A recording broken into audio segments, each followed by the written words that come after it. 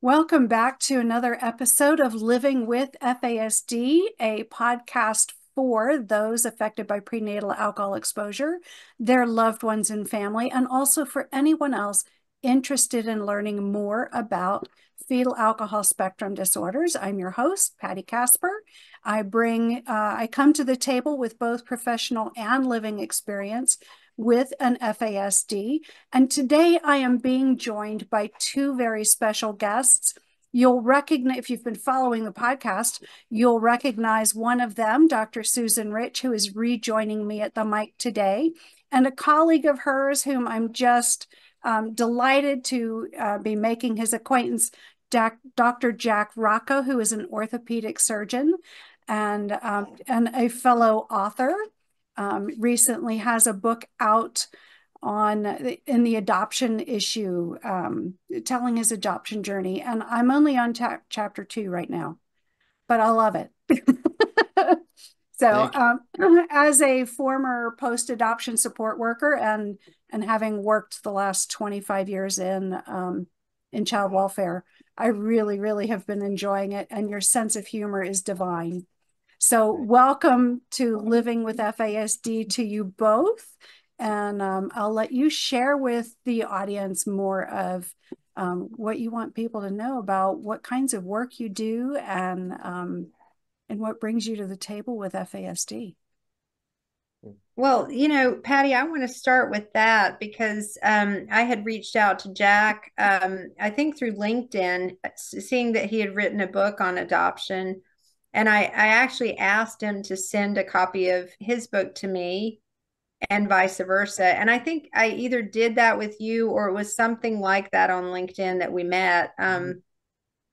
So I noticed that his book really resonated with what I had written about prenatal alcohol exposure being not just about the biological influence, but also about that primary trauma that happens during adoption. And that it's not just that these children have problems from birth that they're going to live with the rest of their lives, but many of them also have ACEs or adverse childhood experiences like adoption.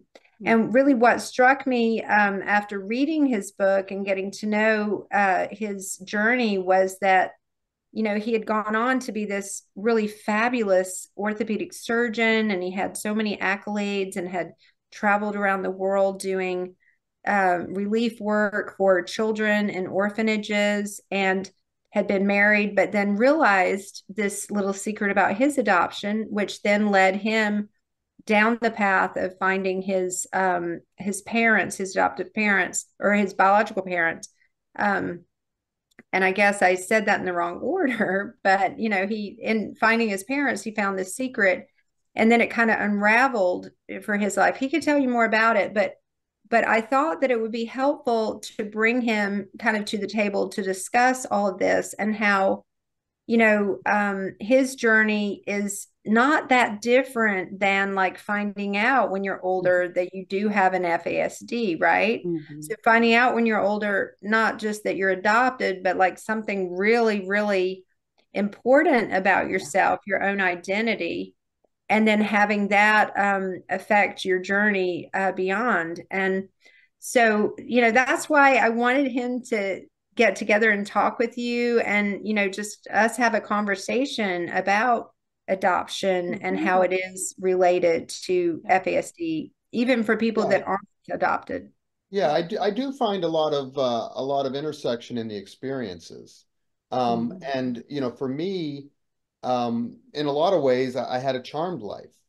That I always, people would tease, that I was the golden child of the family. And, I bought into this narrative, and, I did well in school, and a lot of, those experiences snowballed on one another. So, I did feel a little different from my family. I did feel a little bit of the golden child phenomenon. And I think when I went to college, the pressures to do well were increased, and I had mentioned early in my life that I wanted to be a physician. and the pressures to really just, bring that all to fruition.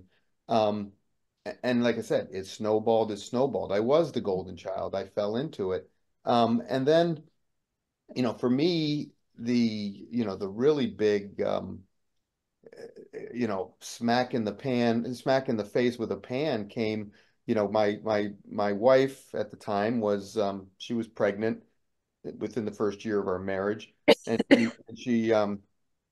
she asked me like any mother would want to know, that this adoption 800-pound gorilla was lurking in the room. And it was something that I dealt with, and it wasn't really a problem for me, but it was for her. And she's like, don't you want to find your real parents?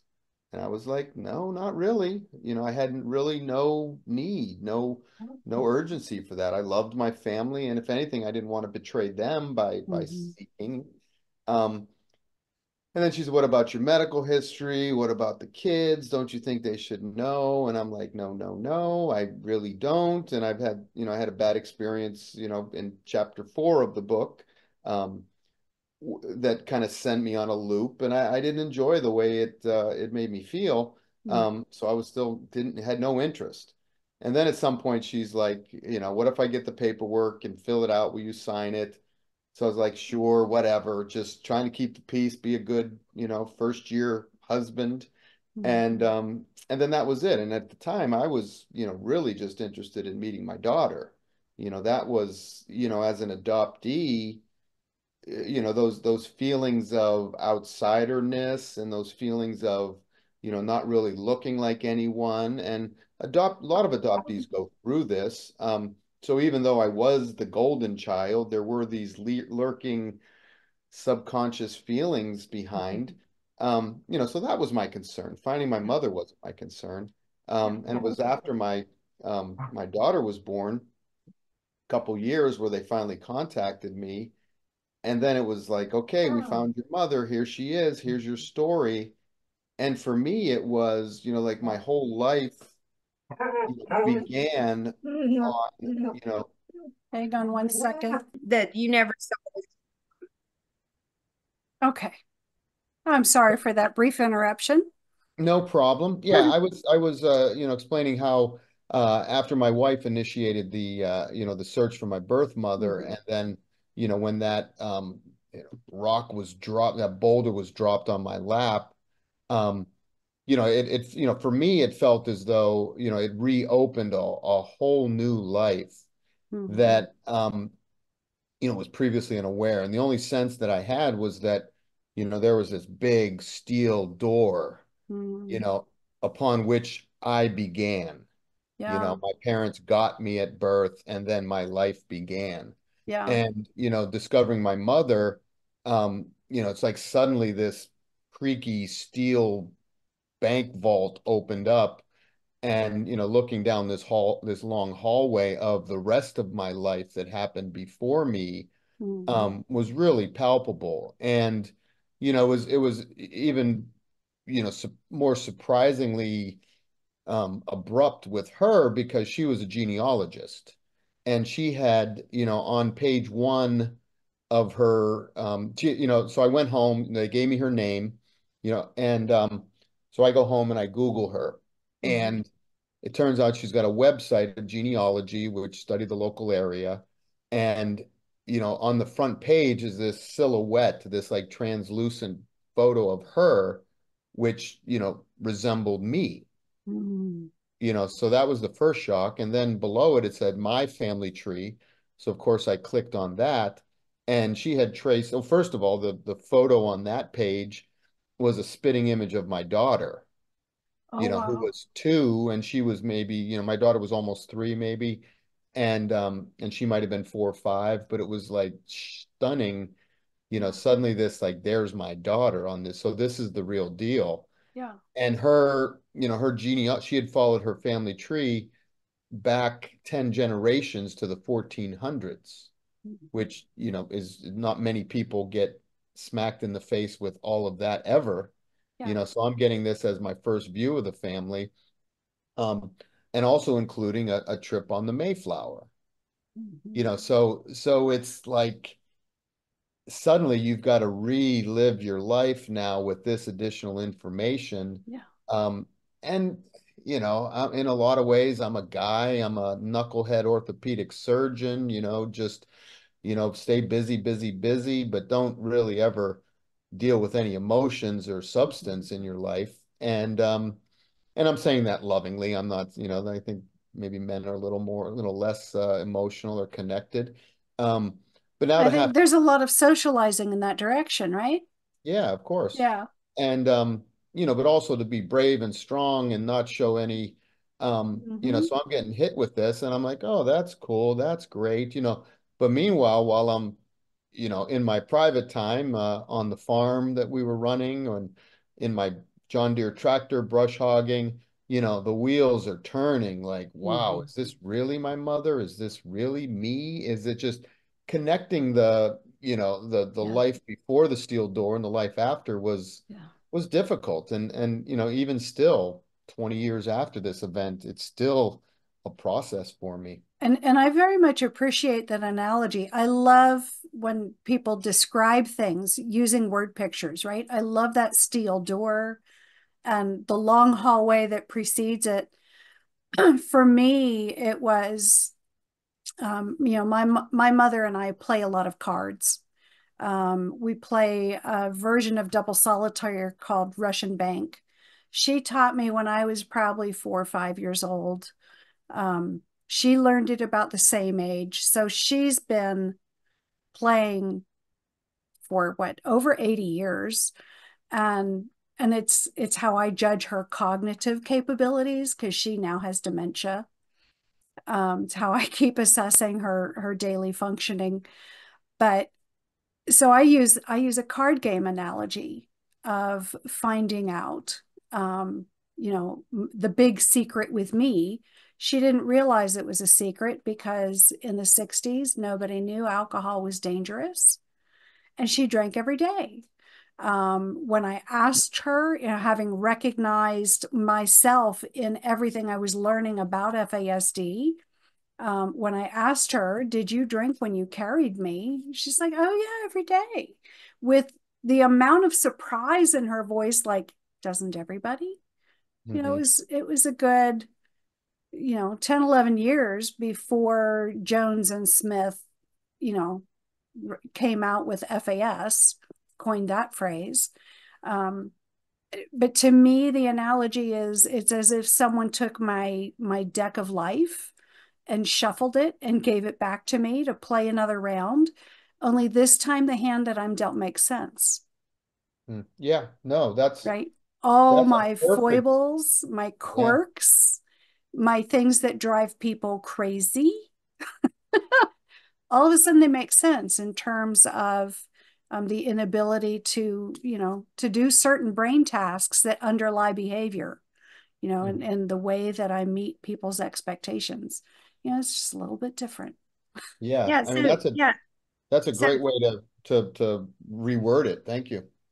yeah, and Patty, I think it's for that reason and what Jack so nicely said about his kind of secret that he uncovered about the fact that, well, he hasn't told you yet the secret of the book, and we might want to just keep that Yeah, separate, right? let's It's keep that. Yeah, because I think there are there's multiple different layers Mm-hmm. yes. to the coming out. Adoptees, what you went through a little bit, Patty, was what adoptees call coming out of the fog. Mm-hmm. And it's the phenomenon of you've got one life and then suddenly something allows you to either come out of the fog or that you now have this new perspective Yeah. on this adoption. And you know coming out of the fog is it's like a, I don't know, midlife crisis on steroids and probably a couple bottles of vodka on top of it. I mean, it's Yeah. very confusing and um disorienting. Mm-hmm. And then you're questioning everything, at Yeah. least I mean, I did. And despite the fact that I was 42 when I met my birth mother, established, well trained, well, Mm-hmm. just a real ideal life in a lot of ways. um it knocks you off the track. Yeah. And you can't stop thinking about it. But um, I love that, so I think that's the coming out of the fog phenomenon of Mm-hmm. discovering these things. And exactly like when I started, and I didn't, initially I didn't. I buried it again for another 10 years. Mm-hmm. And then the marriage was having trouble and whatnot. And I couldn't put my finger on it, like why? It's got to be her. It's got to be her problem. It can't possibly be me. I've had this ideal life. And so you blame everyone around you. And then eventually we went into, separation, and she moved north to North Carolina. Or I'm sorry, she moved north to Rhode Island. I moved south to North Carolina. And then I'm sitting there by myself, and I'm like, this 800-pound adoption gorilla needs to be addressed. And I started looking from my father's side of the family at that point, and really had the time to put into it. And then, but to fast forward, I mean, I found out 6 months after being in North Carolina, I contacted my birth mother again as a genealogist, and she sought out my birth father's side of the family. And it turns, then so I met a family member, and it turns out that I knew I had hints of it before, but it turns out that I'm mixed race. My father was black, and he was light skinned, and he was mixed as well. Mm-hmm. So the light skin, I fell in right in step with the Italian side of my family. Mm-hmm. So that was another layer of identity to deal Yeah. with. Yeah. But then on top of it, he's, when I met a cousin, he's like, you have four half siblings all living within 3 hours of you in North Carolina. Wow. So now I'm getting four half siblings that resemble me, as well as, dealing with these issues and going through a separation. So there were Mm-hmm. many layers of disruption, new job, recent separation, finding new family, racial identity, just, you put those on the stressors of life. And, Dr. Susan can maybe, quantify the level of confusion that I'm going through at this Mm-hmm. point. But, and then as I started getting into the adoption community a little bit, exactly what you say, like, you know what? I'm like that guy. I do those things like she does. Mm-hmm. Wow, Camille, and a lot of the things that I was writing about, I started journaling and writing. And, I think I'm digging deep into my psyche and understanding these things, and just, like Christopher Columbus discovering the new world. The new world was always there. But Yeah. now I'm discovering these new things, and I log on to Instagram or Facebook or wherever, and someone else had already discovered these things, this primal wound, Yeah. this got day. I said I never had a birthday. I just had a got day. And then I log on, and people are using got day and gotcha day and these things, so it's, you start to see these similarities, and you're like, Mm-hmm. wow, that's been here the whole time as well. Yeah. So it's in so many senses, I think it's, as you discover these things that have always been there, you own them. And I Mm-hmm. think that's, something that I take pride in. Yeah. But then you also start listening to others and incorporating, and it humbles you that, I wasn't this golden child. I had problems. I had issues. I compensated in so many ways. And, Mm-hmm. I was the best chameleon out there, that's what got me through medical school, is just, chameleonizing myself, and Yeah. then, it wasn't just medical school or college. It was my whole life Yeah. was a phenomenon of pretending that I Yeah. belonged and fitting with And everyone else. and that's something that we commonly do in living with a neurodiversity, is wearing the mask, Hmm. right? Alcohol changes whatever it touches.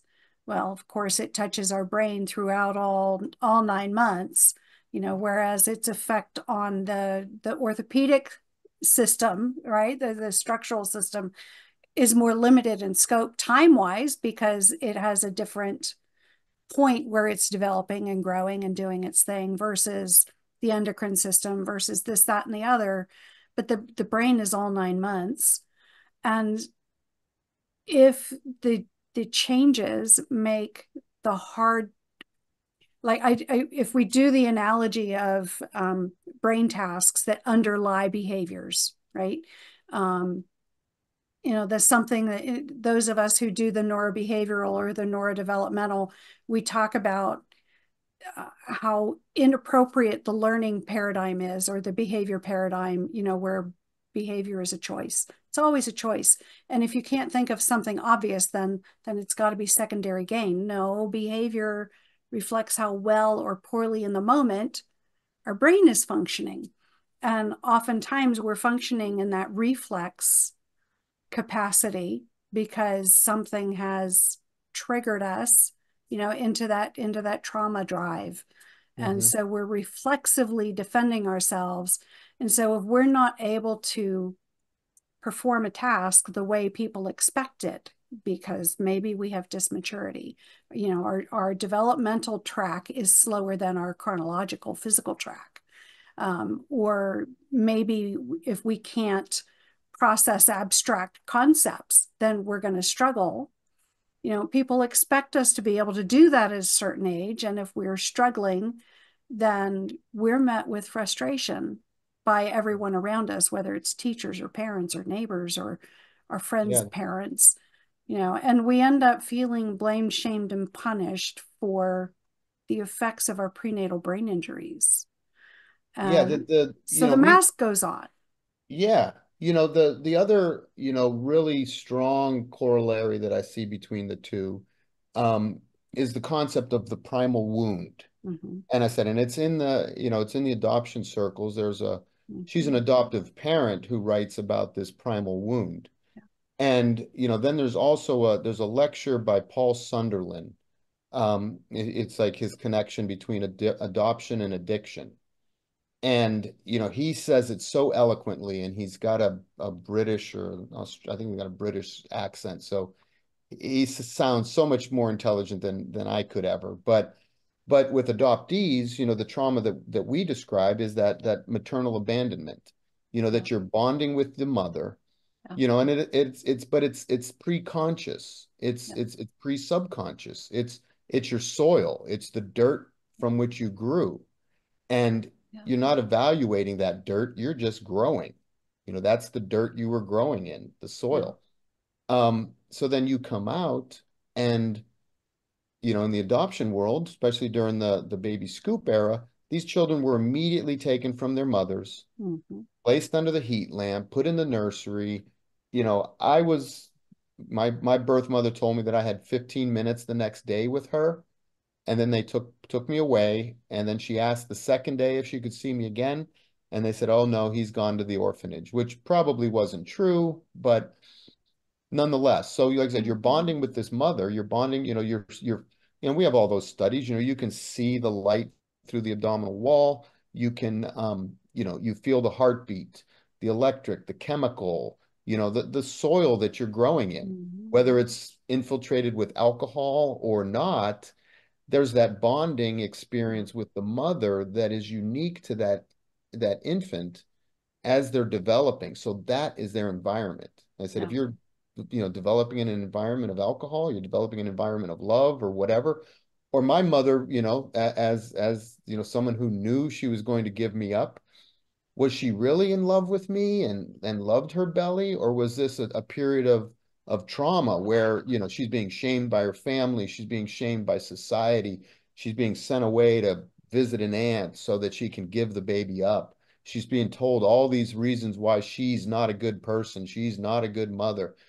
So, the environment in which a lot of these infants are, from my perspective, adoptees, the environment that they're growing in isn't a loving, caring, nurturing. That shame is still part of the culture of the soil, right?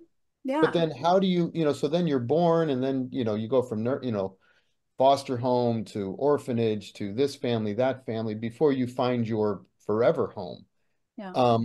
And then you start. But what is that pre-trauma state? Is our pre-trauma state? There isn't one. So there is no Jack or Patricia who is without the trauma. Right. So And I wanted to just, yeah, I wanted to segue in because the reason that I felt very strongly that we should have this conversation is that there's the biological child who lives with the biological parent who was prenatally exposed to alcohol. So that's one scenario. Bio mom gets to raise her bio baby. Second scenario is bio mom uses alcohol, bio baby goes to live somewhere else. We don't have that scenario represented here. Okay. Right. Third scenario is bio baby, not prenatally exposed, goes to live with a completely different family after a stint in an orphanage. That would be Jack. And we only have an N of one, and we only have three of the N's in different scenarios, right? My N is I was birthed and, reared during the 9 months of my gestation in utero by my bio mom, who passed away when I was 3 months old. So I got the first 3 months with her. A lot of new studies are showing that so if you get 2 to 3 months with your bio mom, that predicts a better outcome, believe it or not. Oh, And yeah. Jack said he was taken from his bio mom at birth, and she only got to see him a couple of times, maybe one time. But the truth is that we're even now knowing that the babies who the moms at least get to spend some time with fare better than those that are immediately taken away. And I have a very strong feeling that if we could do more in our society to do what Patty's mom did, only because back in those days, even though it was the baby scoop era, remember, that's what Jack said. So if you don't know what baby scoop means, use Dr. Google. But baby scoop means that they took a lot of babies immediately away from the moms to give them to these other parents who could not have their own children. And many of the moms were duped into going into these Catholic, and I'm not throwing the Catholics under the bus, but into these situations where it was the homes for unwed women and this type of thing. Like they were shamed into doing that. They had no other options. Whereas today we have a lot of other options. And that's why in North Carolina, we created Grace Court, which is there go I, but for the grace of God. The women could live there and still they have it for up to 2 years while they're getting, themselves into a position where they can raise their own children. But during that 2 years, they get reunited with their kids from foster care. They raise their own children. They then move to another sober, environment, another community where they can be supported, but out in the community. Versus keep on returning back and back and back to the same drug infested neighborhoods that they left when they went to have their baby in a halfway house, because that's how it used to be before we developed Grace Court. And to be honest with you, I think looking at the way that we did this adoption experiment of the 60s, which is the baby scoop, 60s and 70s, right? It's not necessarily in the best interest for the kids who were not prenatally exposed. And I think it actually is very detrimental for the moms who did use alcohol during the pregnancy, because first of all, they're very ashamed of what they had done, many of them.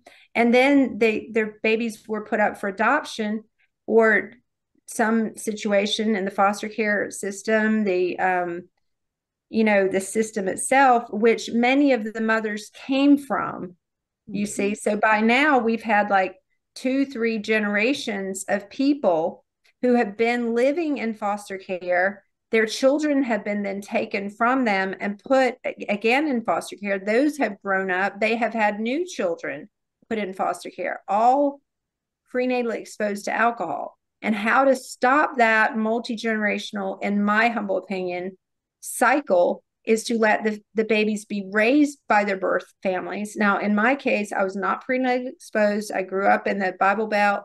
None of my family members, to my knowledge, used alcohol. My birth mom certainly didn't.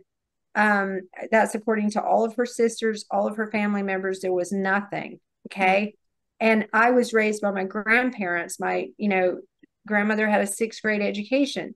And like Jack, I grew up in a working class family. I mean, people that worked in factories. And still, I can say, like Jack, I went on to be the first person in my family to go to college, went on to graduate school, went on to medical school, psychiatry training, child psychiatry training. Not saying that everybody who grows up in a, you know, kinship care situation like I did would end up with that same outcome. But I think I didn't have the same degree of trauma that I might have had I gone to live, which I came up in the baby scoop era too. But the difference was that my grandmother stood up and raised her hand and said, I will take that child. And they got no support really for doing it. But there were three of us that my grandparents took. And that's the other thing that could be changed by legislation one day, which is to give some of this money we're giving to the foster families and these early adoption families. We could give the kinship care. We could have kinship care funds, which do not exist. Right. And kin care, the burdens are the same for kin providers as they are for foster care or foster parents, right? They're dealing with, they're trying to raise children who have all the trauma impacts, all the ACEs, and they're not given the financial resources. But just like foster parents, they're not properly trained. Foster parents do have to go through a lot of training, but the scope of the broadness of the things that they're exposed to in 2-hour bits and pieces is so broad. None of it is in depth, and they're not prepared. They're not prepared. For example, foster parents are told, oh, expect your child to be developmentally half of their chronological age. But at no point do they ever tell the parents what to do about that. So what good is it? Right. You are in that same category as well. Losing your mother early in life. We're splitting hairs on whether it was prenatal or whatever, but it's still pre-verbal, pre-conscious. You losing your mother so early, you did grow up with that same era, that same aura of trauma, throughout your whole life. There is, And there's I not think really a pre-trauma Susan either. Like well, and we're all with yeah, these like lifelong traumas that we live with. well, and I think for babies that grow up for the first, few months or however long it is with a mom who has postpartum depression, as an example, or in my mom's case, it was postpartum depression, postpartum anxiety. Um, who's to say how attached she was, and that type of thing. I can just say that the trauma of knowing what she did and how she died, which I learned from an early age, that still is trauma, even though I knew the truth. There was no secret about it. It wasn't like one day when I was 52 years old, somebody told me how my mom died. I knew that from a very early age because my grandparents and my dad just couldn't keep that to themselves, and they thought it was appropriate to tell children from early ages, which is okay. It's just that then you deal with the same thing you did, Jack, which is what would it have been like had my mom still been around, and what would I have been like? And in many cases in my own side, I decided to say, you know what, I was better off myself, and this is defense mechanism, right?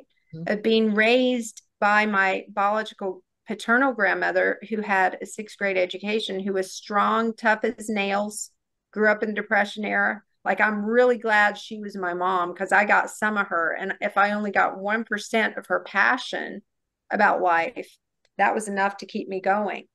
And that's how I rationalized. And I'm sure, Jack, like you had your own rationalization growing up, like, developing the chameleon, persona so that you could fit in with a lot of groups. It's like wearing a mask and being able to change the mask at different times depending on what you needed.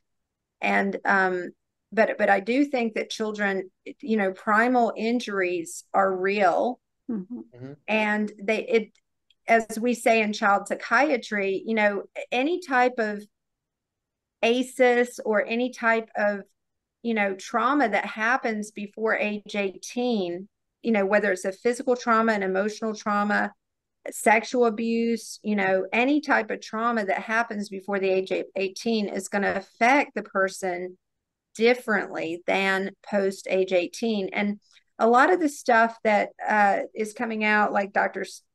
Sutherland's work, other people, we've known for decades, like even before children were adopted, that children who are adopted do not fare as well as children who grow up in their biological homes. Like we've known that for decades. And yet we had the book in 1932 that came out, Brave New World. Oh, just don't have anybody raised by any of their kinship. Let's just have no baby raised by mother at all. Let's just raise them all in nurseries, right? 1932. Let's have all babies born in test tubes and That see was the blank slate theory that, right? This child could be just nurtured fully 100% without the need for nature.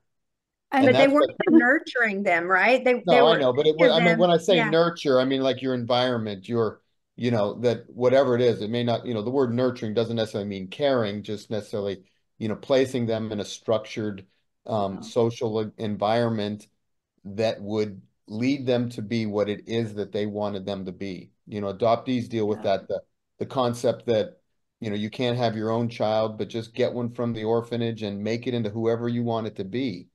And what I would say, as far as like, you say, you knew all along, you knew all along about your mother and the history. But you also discern the point at which you were told. And, there seems to be, people seem to put some increased credence on this at the moment they were told. But what I would say is that there's even a pre being told knowledge of the trauma, whether you can express it. Like I said, that's that pre-verbal trauma. I didn't know if I cried when they took me away from my mother. I didn't know if I had any feelings, but one can assume. One can assume that, so that is, your trauma. You didn't know what was going on, but that memory stays with you forever. That they say memory, the once body again, keeps the score. The body yes, keeps the score. that memory is your trauma, and you don't know what it is. You grow up without this. Like I said, you can say, I remember when the tree fell on me and I broke my arm. There's an incident. There's a point. But with a pre-verbal infant, where is that point? But you still carry that feeling. You carry that unknowing, that sadness, that longing, and you don't know why you're carrying it. But there's a very good reason why you're carrying it. So many reasons. The memories are stored in a completely separate memory bank, right? The implicit memories, and they're triggered by emotional states, as opposed to the memories that form when we have our verbal skills and we can attach what we identify as meaning through our thought processes, right? Well, that limbic system is very functional at the newborn level. I mean, it's you're breathing, you're blinking, all those basic, you're crying, you're smiling, you're making social connections. It's learned behavior. But You're but learning. The cortex hasn't fully developed yet, but that, so then when you are stuck in an emotional state for whatever reason, boom, you're going back to those deep memories in the brainstem that make you anxious, that make you cry, that make you lash out and angry, because you don't have a verbal way to deal with it. It goes right back to your brainstem where those memories are. And that's, how do it's pre-conscious. How do you control that? How do and being aware of it is one thing, but being able to consciously control it is still another. Right. And I'm constantly working with, foster and adoptive parents on that, because society says, oh, they never knew their birth parent. They can't possibly remember it. We got them from the hospital. Yeah, they can have experienced that separation as traumatic. But the separation is traumatic, especially not just for the baby, it is for the birth mom too. Absolutely. And that's the one that I think is being left out of this equation when we talk about adoption. And I think they make it in some cases like either too easy or too too difficult not to give the baby up, you know?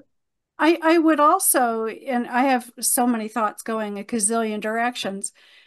One thing that you mentioned earlier, I think, Jack, it was you who talked about the I don't know who said it, the intergenerational patterns, right? I mean, we know that alcohol and drug abuse are often displayed generation after generation after generation, but how many people are stopping to think, right?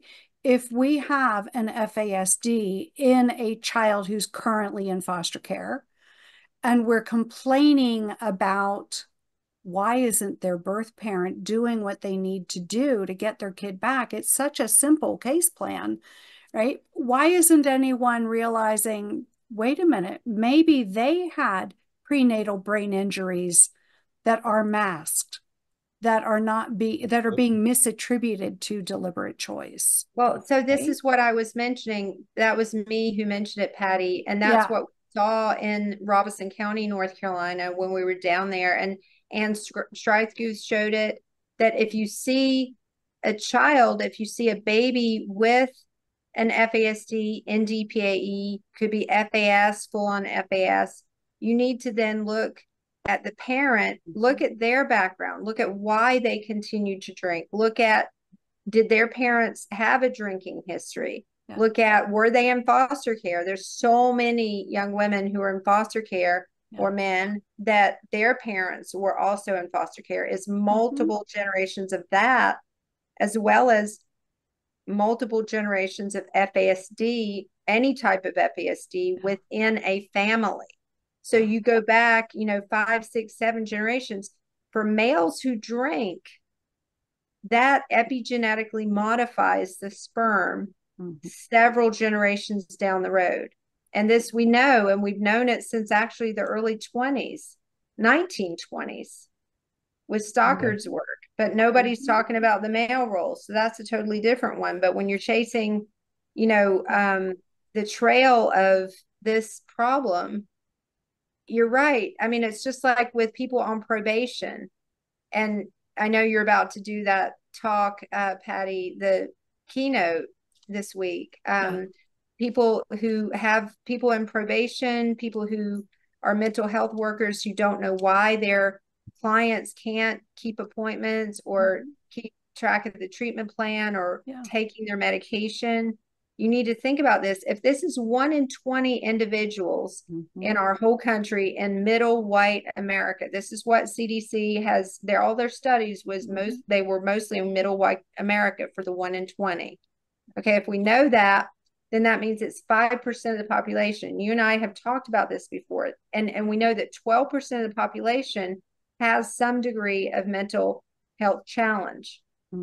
That means 5% compared to 12%, that's almost half of the mental health problems can be attributed to people who have FASD. Okay, almost half, because we know that about 94% of those with FASD have some type of mental health challenge. And so, and why would we not expect that, right? If the capacity to meet others' expectations are altered by the alcohol, by the prenatal brain injuries, and there's chronic experience with blame, shame, and punishment for the effects of brain injury, why would we be surprised that there's experiences of anxiety and depression and rage? Yeah, I'd like to add a little bit of humor to this conversation. And I in my book I quote my grandfather endlessly. Like his wisdom and his humor, comes out of my book, and I try to make it interesting. But he used to tell us when we were growing up, you kids are so stupid, like his little Italian self, you kids are so stupid. You think milk comes from the refrigerator, you know. And I think this, that is a perfect example of you psychologists or you psychiatrist, you psychiatrists, you foster care people are so stupid. You think the trauma comes from the birth mother, but it's the prenatal. Mm-hmm. It's the womb. It's the epigenetics. That there is, like you say, a long line of there is a cow that has the milk that goes to the thing that ends up in the refrigerator. You're dealing with the sour milk in the refrigerator, but there's many more traumas to that. And I think the children are the same, that there's years and the origins of many of these children is surrounded by trauma prenatally. Prenatally, whether it be alcohol, whether it be depression, whether it be societal shame, whether it be, oh, I'm pregnant and I don't know where is he going to stay with me? Is he not going to stay with me? The cortisol and the adrenaline and the nervousness. And, this pregnancy is not a warm, welcoming, sitting around the fire with your spouse and your wealth. There's trauma that's going on intrauterine that Yeah. is likely to be responsible for a lot of those issues that we deal with. Yeah. Resetting the child's ability to regulate, that chemical thermostat that controls the excitatory and the inhibitory hormones. Right. The I mean, thermostat's broken. right. And the sensitivity of those nerves that have been programmed with, like I said, adrenaline, cortisol, alcohol, cocaine, crack, marijuana, who knows what. These cells are predestined for a hypersensitivity, that, upon birth, that addiction or that exposure, that changed chemistry just doesn't improve when you breathe air. It began in the womb. Yeah. Right. But, studies, and this is what I feel like some people say to me, oh, you're just such a walking encyclopedia about this issue. But the studies have shown that even the epigenetic changes can be reversed. And that is by when they do the mouse studies with the epigenetically modified mice babies, they put the babies with a totally different mom who's a heavy licker, believe it or not, who licks the babies, licks. That it can actually help change the epigenetic modifiers in the mouse babies. So if I do think that nurturing and the right sensory cocooning environment can be very helpful. And it doesn't change that primordial wound. And we cannot make up for that. And I think one of the things that is important in adoption is to remember there is that primordial wound. There is that primary attachment kind of fault that happens. It's like a rift in time in a way that then separates the child, the little baby, from everything that went on before, which is what you talked about, Jack. And in my case, like I had my whole family around me. I grew up around, love and support and, a working class environment, very down to earth. And I knew who my mother was, although I never knew her, but I knew I saw her picture every day in my grandmother's house, and I think that mattered. And I think like Patti, I think about her like now helping her mom as she transitions with her dementia into this next stage. Like Patti's actually her primary caregiver. And the fact that Patti's had that continuity all these years with her mom and had been raised by her. And I mean, unfortunately, Patti, you talk, very openly about, the fact that your mom did tell you that she drank in her pregnancy. And that must have been like really, really like shocking and hurtful how she said it. You describe that sometimes. But you still got raised by her, she raised you. And yet there are circumstances, right? ACEs happen, right? In addition to alcohol exposure. So, my parents divorced when I was 8. They both got remarried within a week when I was almost 11. And her second marriage, let's just say it like this, her picker was broken when it comes to picking good men. You know, and I'm not saying anything against my father, God rest his soul. But when it comes to her second husband, he was such a jerk that I ran away to college when I was 16. I ran to the dorms when I was 16. I was blessed enough at the intelligence that I inherited from her side of the family, and blessed enough by the finances from my father that that was an option for me. Was I ready for it? Hell no. But you were ready in a way that you were hardened by life, by your trauma in a way. Yeah, academically, I was ready. You didn't crumble under the pressure. Socially, I was not. And this is where my FASD really kicked in, was during campus life. Yeah, it took me down some roads that, you know, there's still a lot of shame attached to my decision-making abilities that have nothing to do with intelligence, right? So yeah, I put that out there. Never imagined I'd be putting that out there, but you know, that just goes to show FASD is not something necessarily easy to spot. Right. I mean, it's very admirable that you put it out there. It's understandable that you experienced it, but it's very admirable that you have learned through it. Like Yeah. Susan says, you know, that there is the nurturing, the familial nurturing. And you know, you're right, all this trauma does happen. And towards the end of my book, I come to a huge appreciation and gratitude for my family. Mm-hmm. You know, even despite the lies and the secrets, and there was a protection of me Yeah. that angers me to a certain extent, but I also realized it was necessary. Like, I needed to be protected. As a stubborn man, I don't like the fact that I was protected, that I was coddled, that I was kept Mm-hmm. in a little golden child shell, the prince of the family.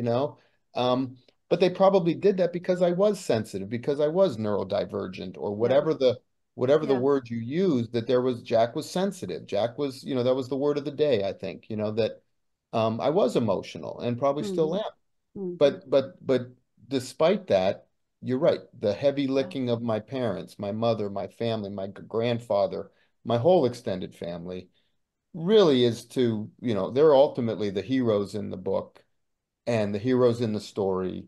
Yeah. Um, and what they did was extremely superior. I describe it as the Superman moment, that Mm-hmm. their superhero skills were cleverly hidden under this mild-mannered, meek Clark Kent of an Italian family who never left the neighborhood. Like, they really did have superhuman skills under their meek exterior.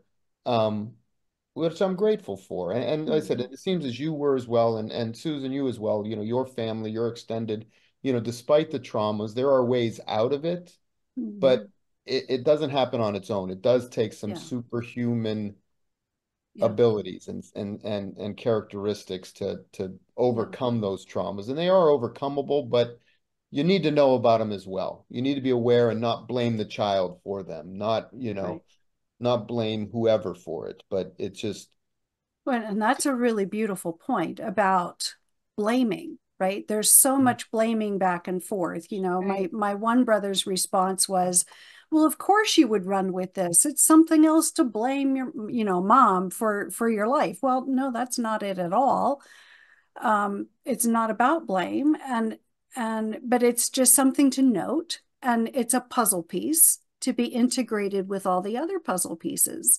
Would she have avoided alcohol had she known back in the 50s and 60s that what she was doing was dangerous? I have absolutely no doubt she would have walked through coals, rather than hurt one of her kids. And she's Mhm. proven that to me over and over. The way she fought to keep me alive with my type 1 diabetes. advocating for me, taking care of me. There was no technology back then.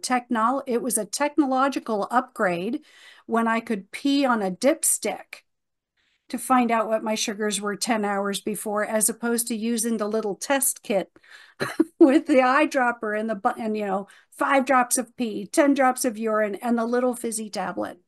Mm-hmm. That was technologically advanced. I was headed to college before blood testing came out at home. So she would have gone to the mat for me in a heartbeat. But I still had to process it over again. On one level, when I was going for certification in trust-based relational intervention, and they did the adult attachment inventory, and I realized, wow, I have no memories of how she comforted me. Mm. Everything was always intellectual. Mm.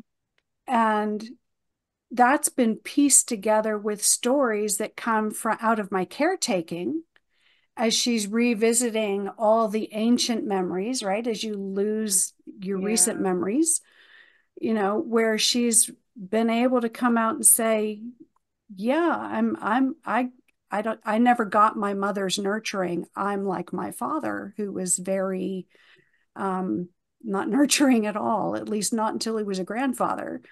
Again, typical of the era, very typical of the era. And typical of just, we are all this, conundrum, and we are all the product of generations on both sides, right? But I had to also revisit it when I realized that, at least for me, I believe the type 1 was caused by the alcohol. Mm. And it's certainly, research is just starting to trickle in on, is it correlational versus is it causative? But a 2001 study showing that the 5 structures involved in insulin signaling and production come on board in the first 4 weeks. Well, there was daily alcohol use in those first 4 weeks. So there were changes. And this may be overly simplistic, but if the structures involved in telling the pancreas, kick up more insulin, are damaged and either don't generate those signals, or the signals never make it to the pancreas, which is one of the 5, then the pancreas never tells the beta cells, kick out the insulin. And then all the lymphocytes and phagocytes take out the beta cells because they're slackers. So now you have to get me up to speed on FASD, but is alcohol known to affect pancreas? It affects whatever it touches. It will. So prenatal alcohol exposure, Jack, is because it's a solvent. It affects your endocrine system. Mm-hmm. It affects your nervous system, which really gastrulation, neurulation are occurring at the same time. So you've got, your gastric system late. Yeah. Really, it's anywhere from second week on. But and kids with FASD have increased rate of diabetes type 1 as well. You're saying there's a correlation. So they've done studies with these individuals who, Patti, you know the name of this study, and there are over 400 non-communicable illnesses that are related. 428 that are kind of associated with, correlated with prenatal alcohol. Not saying that the only cause of them is that, because obviously we know that immune autoimmune illness can cause type 1 diabetes. But even if you go back to the POMC molecule, if you remember in medical school, the melanocortin releasing hormone. Do you remember that one, POMC? I think I might have gone golfing that day. I don't remember that. Okay, well, POMC, I talk about that in my book, that it's one of the hormones that's released that causes a lot of the other systems to start to come online, and it affects so many of your systems. But that one, and you can't just say, oh, well, is it this or is it that, or what does alcohol really do? Because it causes so much havoc, and really it depends on the timing, the duration, the frequency of exposure. It depends on what's happening at that point that exposure is going on. So even saying like, oh, that NDPAE or FASD can cause specific even changes in the brain. There's so many changes. It really depends on when the exposure happened, what were the precursors that got knocked out of certain systems. And that's kind of what Patti's talking about, is that one mechanism of type 1 diabetes, juvenile onset, one mechanism of the many. It's just like we talk about with autism spectrum. Well, it's a spectrum disorder. And really, autism spectrum isn't saying what is the cause, because you can have autism spectrum with Fragile X.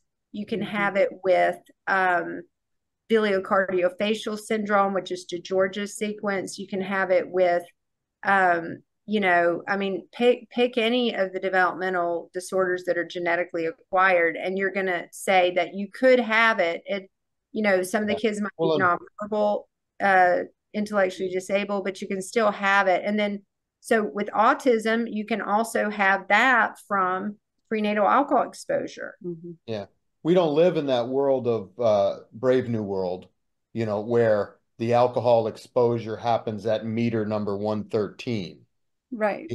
There are, that was that example, that story in the book is, very specific. And in reality, specific timing. The extent, the period, the duration, all those things are highly variable. But the concepts, how can you ignore the concepts? Yeah. I said, if they knew it during the time of Brave New World, that at meter this, at meter that, the development of the notochord or whatever, that exposure will lead to a certain phenotype.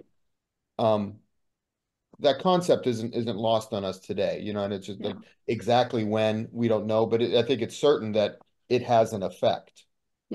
Well, I mean, and the teratologists, ever since Charles Stockard, whose work went into Brave New World, most people don't know this, but Dr. Charles Stockard, who was at Cornell at the time, wrote alcohol is a factor in eliminating racial degeneracy. I have a copy of his paper. I reference it in my book. And his work was what the guy who wrote Brave New World, which was Aldous Huxley, who was, by the way, an English philosopher and like French professor or something. So what did he know about, these early stages of development? Well, what he knew was based on the work of teratologists that were highly eugenics driven, like Stockard. Okay. And why that's important is that the work of Stockard then kept going, even though Prohibition happened, and even though all of the things after Prohibition that said, oh, alcohol is not a problem, just keep drinking, even though they knew before Prohibition that this is a big issue. And I think that's where, the baby scoop era coming in, and like, okay, well, let's just not tell anybody if the baby was prenatally exposed. Let's act like we didn't know about it until 1973. Really, they knew about fetal alcohol all the way before Prohibition. And that's why Brave New World, Aldous Huxley, who wasn't even a scientist, could write what he wrote.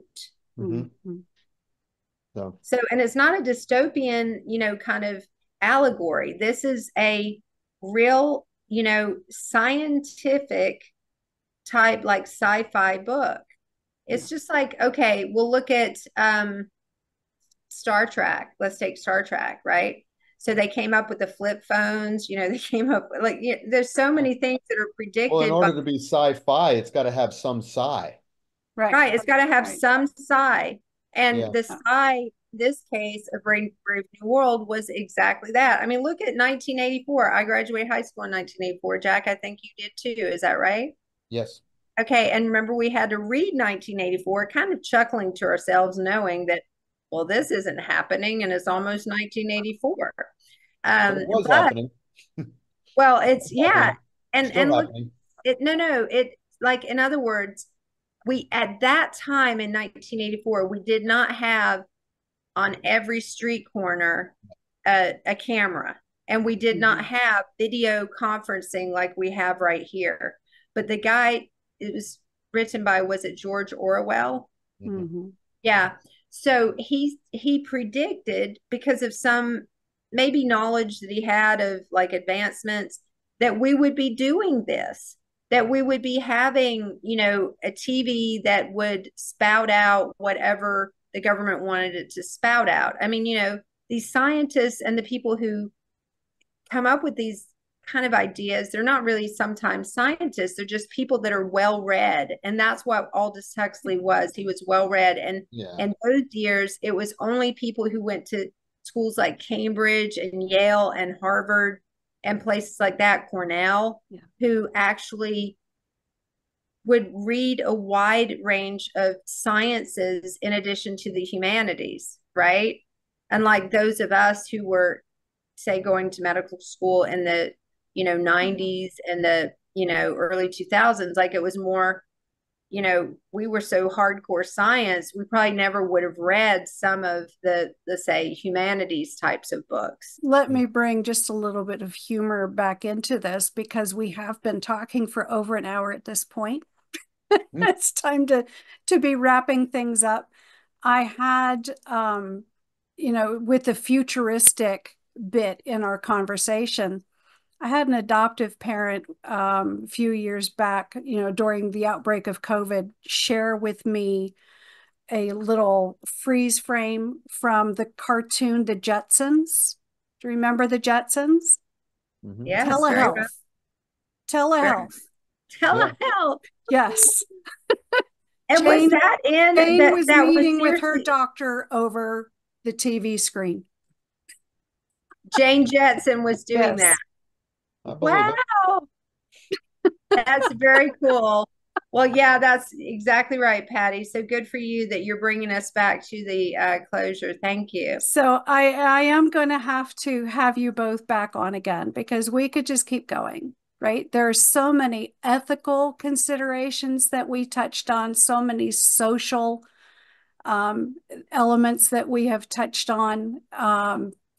Really, there's not one part of our conversation today that could not spin off in a bunch of different directions. And I really have enjoyed it. I hope my viewers have as well. If you've been struck with a thought about, wow, I never thought about something in that way, then you want to help support me being able to bring this good content on week after week, please consider going over to patreon.com/livingwithfasd podcast. You can join that for free. Of course, the podcast is always going to be free, or you could choose to join at a $5, $10, or $15 monthly level. That will help me pay for all the programs I use to bring this podcast, the content to you on a weekly basis. So Dr. Jack Rocco, Dr. Susan Rich, thank you for your time. And Dr. Jack, I hope that we will begin a beautiful friendship as Dr. Susan and I have.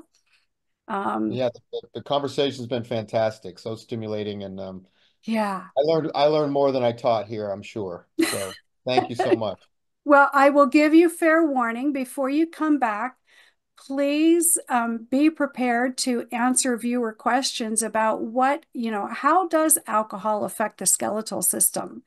There are a number of anomalies that many of us have, aside from those facial changes that come from exposure during days 17 to 21. There are other kind of weird bugaboos that many of us have. For instance, a lot of us have an increased need for orthodontia. I was born missing teeth. My uncle was born with extra teeth. Both of those are commonly seen with FASD.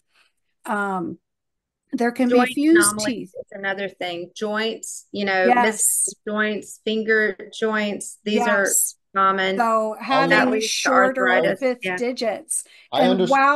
As the while, kids say, I understand my assignment. yeah. You know, So, I I mean, got it. No, with I'm my curious myself. hands, I'll look into it. yeah, with my I'm sure hands, there's my plenty. fifth digit may not Yeah, be all that abnormal, but with my feet, my piggy toe only comes up to like where this joint is with my big toe and toe number two, which is abnormal. Plus, it's You have, yeah, it's sideways. partial focamelia. You have partial focamelia, and that's because the exposure was right when that toe was, you know, popping out from yeah. Yeah, I'm the sure there's. pad. I'm sure there's many. I just haven't really looked into it, but I'll do some research. there's, I'll get yeah, back to you. there's a bunch. And I promised one of my, I think it was even before I was on doing the vodcast, when it was just an audio podcast, that question came in. And I've just never found someone with the right specialty to ask. There you go. So, I dropped on your Well, doorstep. thank you, Patty. It was very great for Yeah, you to thank you have so us much. on. Thank you for accommodating my my, suggestion to have Dr. Jack. And as you know, he has written a phenomenal book, yes. Recycled. And for those individuals who have FASD that listen to Patty, he has, yeah, Dr. Jack Mine Rocco. doesn't come. I've got the blur on. So Yeah. Yeah, so Dr. Jack Rocco has written this book about his own journey, and for people who have FASD and were adopted, Yeah. I think they're going to find a lot of overlap with that. Yeah. And even if you did not, if you were not adopted, is in a way it's like really funny, Mm-hmm. and so, some parts in the front, he, like Yeah. he said, he brings in his granddad's humor. It is raucous Yeah. in certain parts, raw. It is Yeah. real. And Yeah. I've been very impressed by just how he has laid out what his journey has been, and just Yeah. opening himself up Yeah. to the reader in that way. Yeah, I've really been enjoying it. And, I listen to most everything that I read on Audible when I'm driving back and forth to Bakersfield. Um, so, and I only go into town like once or twice a week. So I'm still only on chapter two. But, having gleaned from the podcast episode I listened to you on somebody else's podcast, you went to University of Pittsburgh, which is my alma mater, right? We figured out that we were only 1 year different, right? I was class of 80 or 87, right, for college, for my bachelor's, and you were class of 88. 88. Yeah. So just 1 year difference in the timing we were there. And I didn't live on campus. I lived in the Italian neighborhood, right? Pittsburgh is much like Erie, where there's a neighborhood for each different nationality. Mm-hmm. And Bloomfield had really good rental prices on their apartments, plus really good food.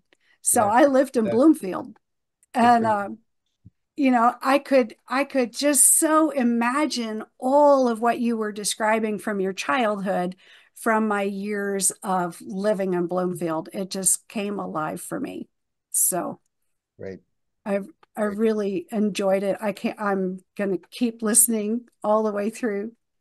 But yeah, and Susan, we've got to get your book onto Audible too, just like we've got to Yeah, get my book Sip by Sip on there also.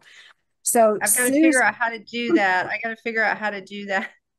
yeah, so Susan's book, The Silent Epidemic, again, because I don't think I plugged it during our last conversation, A Child Psychiatrist's Journey Beyond Death Row. Yeah. Yeah.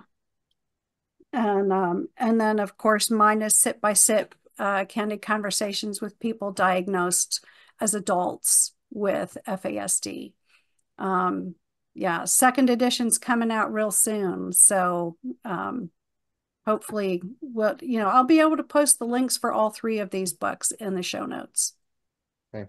Thank Thank you. you, Patty, for having us Have a great on. night. Thanks, Dr. Yeah. Jack, Thank for you guys. being Great so meeting you, Patty. accommodating. All Okay, right. goodbye. Thank you, everyone, for joining yet another Monday. We'll see you again next week. And don't forget to like and subscribe and share in the meantime. Take care, everyone and all. Bye.